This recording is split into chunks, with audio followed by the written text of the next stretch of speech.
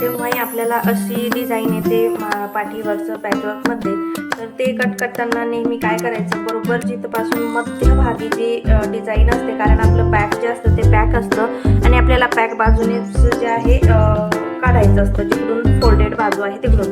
तर व्यवस्थित असं मध्यापर्यंत ठेवायचं आणि पाठीमागचा भाग ठेवतानाही व्यवस्थित असा खाली कितीला ठेवायचं, आपलं जेवढं मार्जिन जाईल तर तेवढं धरून आपल्याला इथे खाली ठेवायचं आहे, की आपलं ही जी डिझाईन आहे ना ती गेली नाही पाहिजे, म्हणजे दबली नाही पाहिजे, ती व्यवस्थित अशी मध्यावर आली पाहिजे. तर आता मी जे आहे ना ही बरोबर अशी मध्यात ठेवते, की जेव्हा स्टिचिंग होईल तर ती बरोबर अशी मध्यात येईल आणि दिसायला पण छान वाटेल. तर याच पद्धतीने आपल्याला काय करायचं आहे, जेव्हाही असे डिझाईनचे येतील त्यावेळेस तसंच आपल्याला ठेवून इथं कट करून घ्यायचं आहे. तर इथं जे आहे मी अगोदर असं इथे कट करून घेतलं, कारण आपलं बॅक जे असतं ते बॅक असतं आणि ही डिझाईन बरोबर आपली व्यवस्थित अशी मागच्या भागावर आली पाहिजे, असंच आपल्याला इथे कापून घ्यायचं.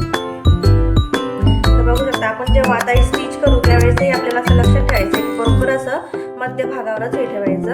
आता हे झालं तर बाकीची कटिंग सुद्धा मी इथं